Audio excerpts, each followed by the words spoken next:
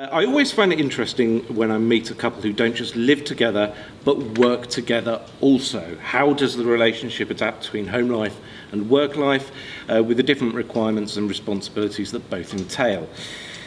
Now, how about if that couple take arguably one of the most deep and complicated decisions that a couple can make, like whether to have kids, and turn it into a stage play? Well, this afternoon I'm joined by that very couple. It's George and Nir. Hello and welcome to Newbury. Thanks for having us and talking to us. Well, thank you for taking the time out from your busy schedule today.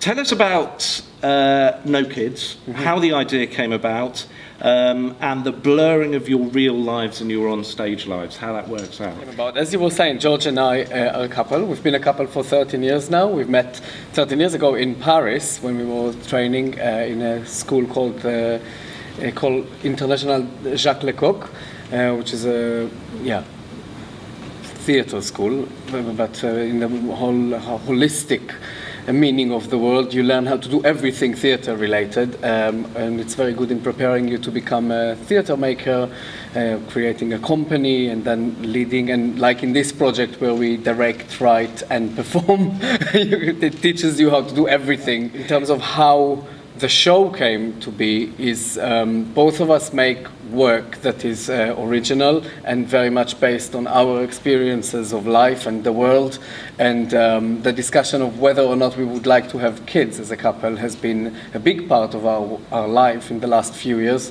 and it felt quite natural that we should open it up and let everybody see what has been going on. It's a big thing to do though, isn't it? I mean, it's a huge kind of... How do you sort of square that away, you know, in terms of the conversations that I'm sure you have, you know, when you're on your own versus the conversations that you have in the play? It's been such an interesting kind of journey, and you know we've gone from, I think we've become closer as a couple actually. We were probably quite nervous about doing this project and what it would do to our relationship, because we already work together, and you know that already is challenging, but we've managed it, haven't we? You know? The original idea was yours, wasn't it?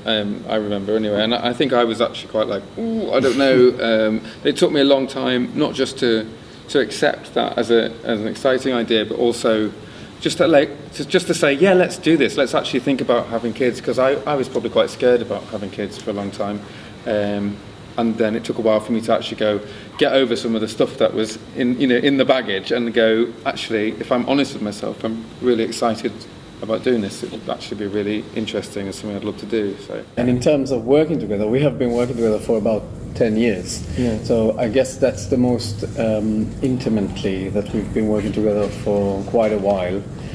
So the decision to start doing that was really hard. But I personally felt that we are ready for it as a couple, because as I'm saying, we've been collaborating outside of the rehearsal space as a couple that runs this theatre company. So we've been touring all over the world and making shows separately, but with support, while supporting one another in each other as leaders of processes. So it just felt natural that we would do something together.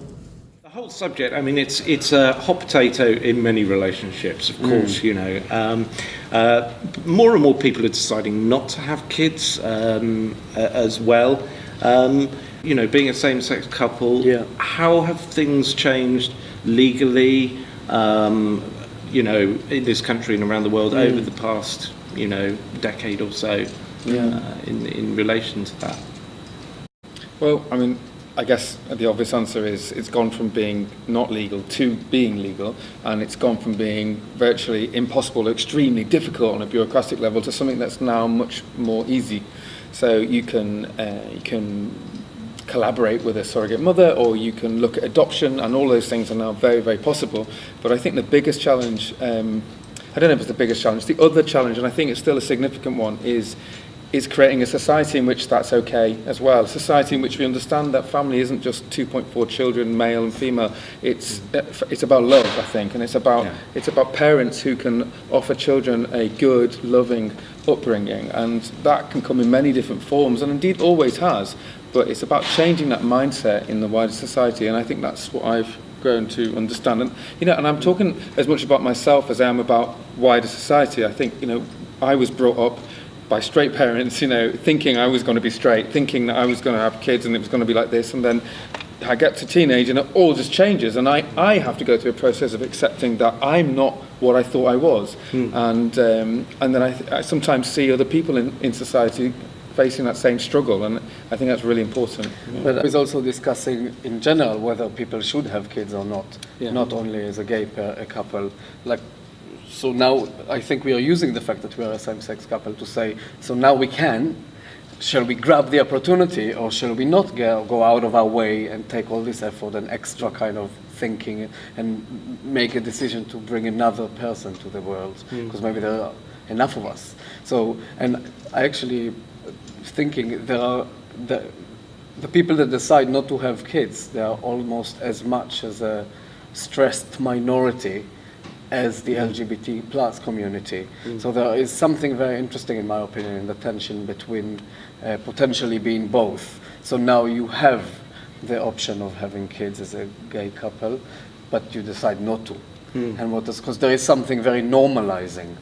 Yes, we are a gay couple, but we have the 2.4. We're in a long-term relationship, and we are just like you. But so there is something tempting in that, but at the same time, is it necessarily the right thing to do? Yeah. And also, why is it so difficult to announce or not even announce, decide not to have kids? Why does that still feel difficult? Why do you feel like you're not, you don't belong to society in the same way, or why do people feel so uncomfortable with that? I think that's really interesting for me as well. Traditionally, there have been so many assumptions, you know, placed on each individual, and I guess more and more as we become more enlightened, we're kind of realising that, you know, it is about choice and it's about freedom. But I suppose that it touches on kind of what's it all about as well, in a way, doesn't it? Because, you know, why are we here? The meaning of life, and are we having kids in order to achieve some sort of meaning, whatever that means? What is meaning? Yeah. You know, so yeah, absolutely. Because people, I think, have a kid, and then you feel like you've achieved something, and I guess you have. But the fact that you feel that you have a meaningful life doesn't necessarily mean that that's the right thing to do. Or the fact that everybody does that and you grew to believe that that's what you should be doing, again, doesn't necessarily mean that that's the right thing to do. But also, how do you find like meaning, fulfillment, or happiness without kids in your life? So is it necessary, you know, in order to feel like you've had this great life, you know? I think people are a bit obsessed sometimes with creating a legacy or passing something on in this particular way, and there are other ways that you can pass things on and have a legacy in life in a really positive way that isn't necessarily having kids, which, as we're learning, is having quite a detrimental effect on the environment. And the minute you say that, some people go, switch off, you know. But like the fact is, we learn, you know, each child you bring into the world brings with it 58 tons of carbon, you know, and we're looking at like lists and lists of things that babies need, just babies, you know, tons and tons of stuff, and you're like, oh, how are we going to do this? How is that going to be sustainable? It really isn't, you know. This heat wave we're in now, everyone's going, this is kind of nice, but it's also kind of freaky, because is this what is this global warming, isn't it?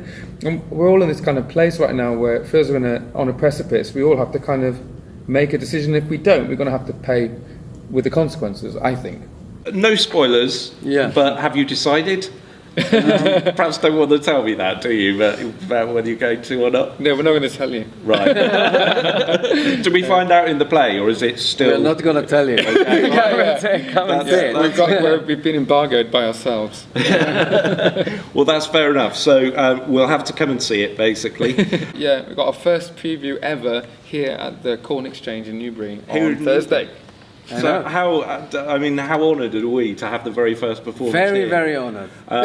You're taking it to Edinburgh Fringe. Yeah, that's right. Yeah. And I think it's worth mentioning that No Kids has been selected by What's On Stage as one of their 10 shows to catch before they get to the Edinburgh Fringe as well. So, I mean, nice. This is where to come and see it, really. Yeah, I think what's exciting is that we are going to show it to audiences, and then we seek their feedback, because we really like to bring our audiences to become part of our creative process. So the show is so fresh, it's so still is very malleable, so we can change it. before we open it, before we premiere it, and that's what we like doing. We like bringing our audience into our creative process and make them feel part, so they can actually contribute and tell us whether they agree with what the show is doing or not, what they feel and think, so we can take this into account as we complete the piece. Fantastic. So it's almost being part of the whole experience. That's what as we well. are trying to create, yeah. This is Ad Infinitum's signature style of physical theatre, cabaret and verbatim stories. No Kids, a preview performance, will be on Thursday the 12th of July. More information from cornexchangenew.com. I just want to say thank you very much for talking to us today, and all the very best. Really look forward to seeing how well this does, and I know it's going to do really well as well. Thank you. Jeremy. Thanks so much. Cheers. Thank you.